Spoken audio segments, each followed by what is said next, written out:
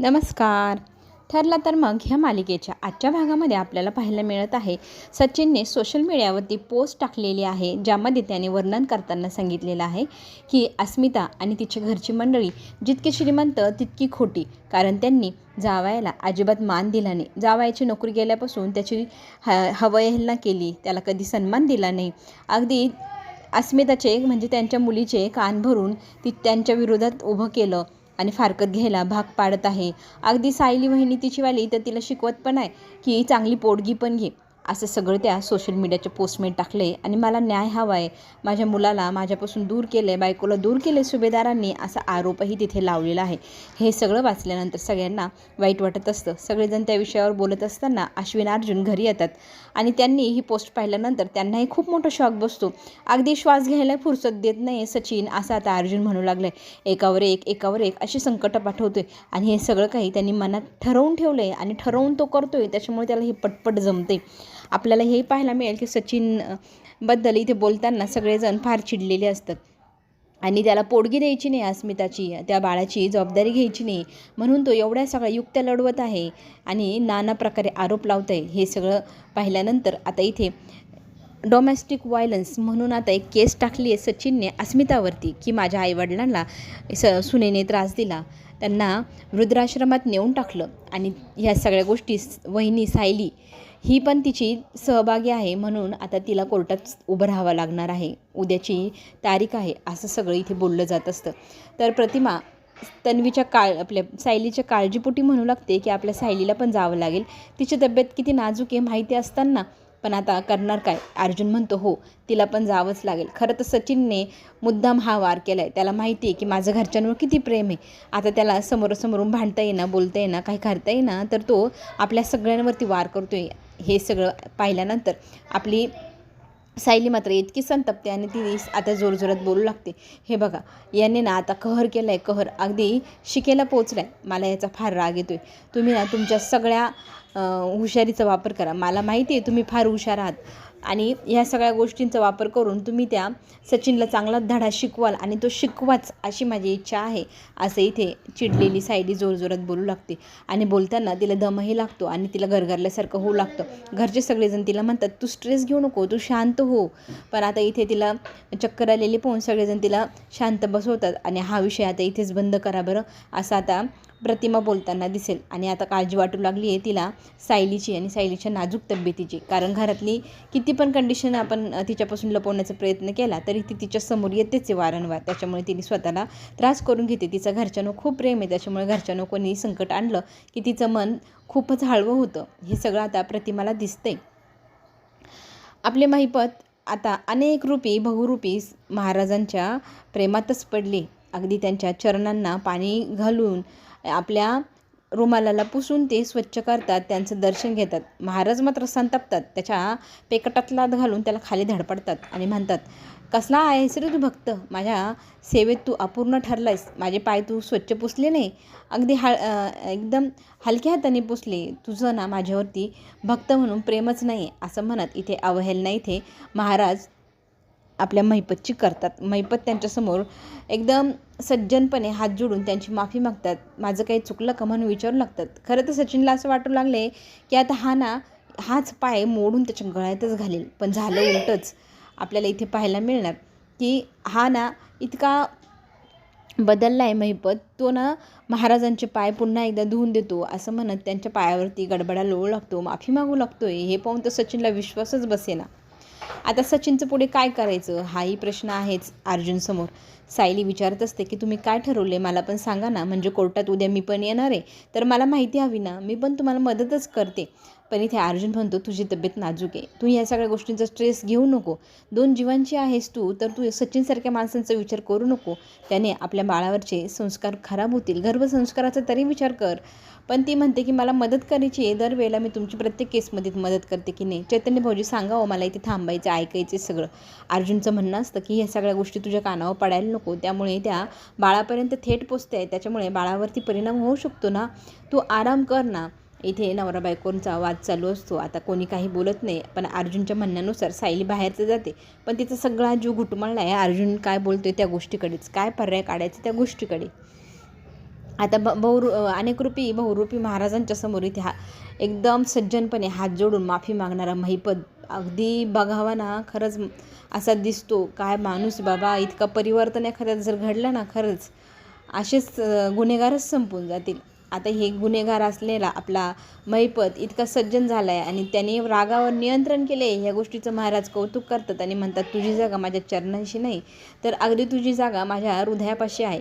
आजपासून तू माझा परमभक्त, असं म्हणत एकदम महाराजांनी त्याला छातीशी कवटाळून घट्ट मिठी मारलेली आपल्याला पाहायला मिळणार. आणि झालं सचिनचा प्लॅन फ्लॉप.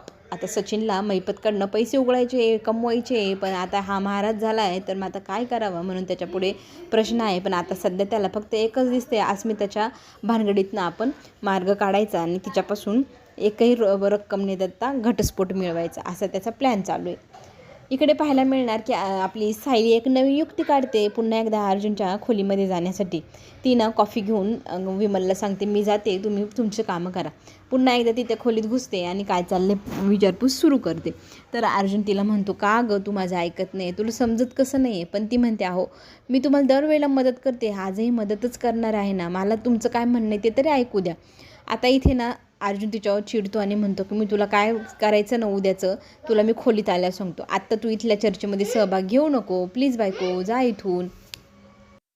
अर्जुन इतकं बोलतोय पाहिल्यानंतर आणि अपमानास्पद वाटत असतं आता सायलीला सगळ्यांसमोर बोलल्यामुळे. तर सायली रागारागाने आता तिथून निघून जाते आणि अर्जुन म्हणतो, हश बाबा, गेली बाई एकदाची, चला आपण कुठेवर आलो होतो त्या विषयावरती चर्चा करू. मग ते तिघंजणं पुन्हा एकदा चर्चा करू लागतात. आता सचिनसारख्या लबाड माणसाच्या केसमधून कसा मार्ग काढावा याच्यासाठी ते तिघंजणं मिळून प्रयत्न करताना आपल्याला पाहायला मिळणार. आणि इकडे मात्र सायलीची काळजी सगळ्यात जास्त कुणाला वाटत असेल, एक आईला जशी मुलीची वाटावी ना, तशी आपल्या प्रतिमा आत्याला वाटू लागली आहे. प्रतिमा आत्या म्हणते की तुमच्या घरात सध्या वातावरण फार खराब आहे. कितीही नाही ठरवलं ना की मनावर ताण घ्यायचं नाही, स्ट्रेस घ्यायचं नाही, विचार करायचा नाही, पण कळत नकळतपणे एक एक घटना अशा घडत आहे त्याच्यामुळे सायलीच्या मनावर त्याचा ताण पडतो आहे. आणि सायली किती हळवी आहे प्रत्येकाच्या बाबतीत आपल्याला ठाऊकच आहे. आणि तिचं सगळ्यांच्या वरती किती प्रेम आहे, त्याच्यामुळे त्या प्रेमापोटे ती आज पाहिली कशी रिॲक्ट झाली.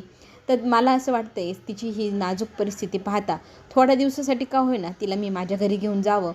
आता कल्पना म्हणते, मी आहे ना, मी पण तिची तेवढीच काळजी घेईल. ती म्हणते, अगं तू पण सासू किंवा आई म्हणून जशी काळजी घेते तू घेतीच आहे, पण घरातलं वातावरण बघ ना, त्याच्यामुळे तिच्या मनावर कळत नकळतपणे ताण पडतो आहे, हे तर आपल्याला दिसतंच आहे. घरामध्ये बायको सायली असं हाक मारताना अर्जुन दिसतो आणि हसू लागतात. आता या मुलाला कसं समजवायचं असं प्रताप हसून म्हणतो. तर प्रतिमा म्हणते, मी बोलते त्याच्याशी, पण जरा चिंतेचा असा सूर इथे लागलेला आहे, सायली सापडत नाही आहे, सायली कुठे आहे असं म्हणत सगळे घरातले मंडळी तिला शोधू लागलेले असतात. आणि ती गोष्ट ऐकल्यानंतर मग प्रतिमा आणि प्रताप, कल्पना तेही हॉलमध्ये जातात आणि विचारू लागतात, काय झालं आहे, सगळेजण सायलीच्या नावाने काय आरडाओरडा करताय, काय झालं आहे का, कुठे गेली सायली, दिसत नाही. तर सगळेजण म्हणतात की आम्ही पण तिलाच शोधतो आहे ना, ती सापडत नाही, घरात कुठेच नाही आहे.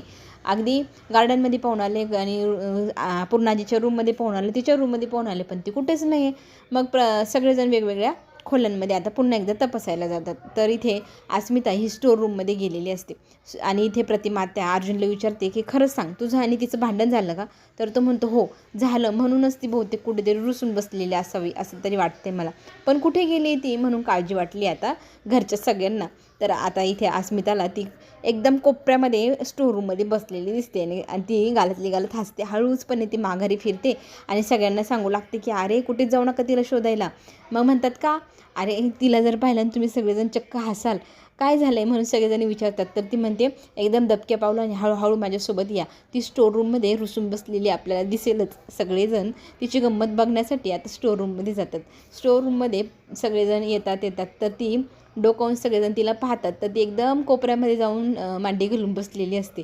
रुसलेली बायको असं म्हणत आता अस्मिता अर्जुनला चिडवू लागली.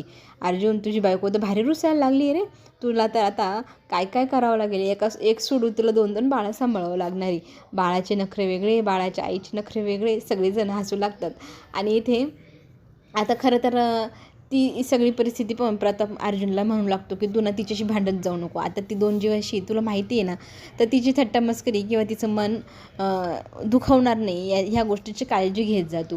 अर्जुन म्हणतो, हो बाबा, हो मीच माझी चूक मान्य करतो, सॉरी बायको. असं म्हणत तिला हाक मारू लागतो. ती मात्र कुणाकडेही मान वळवूनही पाहायला तयार नाही, रुसलेली आहे ना बायको. तर आता इथे बायकोची समजूत काढण्यासाठी अर्जुन चक्क कान पकडतो आणि उठबशा काढायला सुरुवात करतो. सगळेजण धो धो खो खो हसू लागतात. सगळ्यांना हसू कंट्रोलच होईना. तरी ते सायली म्हणते, बघा ना, मी यांना मदतच करत होते तर हे माझ्यावर सारखे चिडत असतात. मला इथून जा जा म्हणून आराम कर म्हणतात. मला नाही करायचा आराम, मला ना काम करायला आवडतं, तुम्हाला माहिती आहे ना. मग इथे अर्जुनला तिने माफ केलेलं असतं. पण अस्मिता म्हणू लागते की हे खरं तर बदल आहे. आई होतीस ना तू, तुझे मूड स्विंग्स होत आहे. तर अर्जुन, इथून पुढे तुला बघ काय काय नखरे सहन करावं लागणार आहे. आत्ता तर ही सुरुवात झाली, पहिली पायरी आहे. अर्जुन म्हणतो, बापरे, ही पहिली पायरी अशी तर पुढची कशी असेल, मला खरंच भीती वाटते. प्रतिमा त्या मात्र एकटक सायलीकडे पाहत असतात आणि कल्पना, प्रताप त्यांना म्हणू लागतात की तुम्ही काहीच बोलले नाही. तर प्रतिमा म्हणते, प्रताप, कल्पना, तुम्हाला नाही आठवते? तर ती दोघंही म्हणतात, काय? तर ती म्हणते, खरंच नाही आठवते. तर ते म्हणतात, नाही आठवत ताई, काय बोलतायत तुम्ही? तरी ते प्रतिमा सांगू लागते की तन्वी लहान असतानाचा किस्सा आठवतो का? तन्वी अर्जुन आणि अश्विनसोबत फुटबॉल किंवा क्रिकेट खेळायला त्यांच्या मागे मागे जायची. तर अर्जुन तिला काळजीपोटी काय म्हणायचं, तुला बॉल लागेल, तुला दुखेल, तर तू आमच्यासोबत खेळू नको, आठवतं ना? तर ती म्हणते, हो. मग ती रागवलेली रुसलेली आपली छोटीशी तन्वी कुठे जायची? स्टोर रूममध्ये. अगदी ह्याच ठिकाणी, ह्याच जागेवर आपली तन्वी रुसलेली बसलेली असायची, जशी आज आपली सायली बसली होती. ते पाहिल्यानंतर तर मला तन्वीच एक क्षणासाठी वाटलं की आपली तन्वीच तिथे रुसून बसलेली, अगदी तिथेच त्याच जागेवरती. हा इन्सिडंट असू शकतो असं सगळ्यांचं म्हणणं आहे आणि सगळेजण म्हणतात, हो खरंच.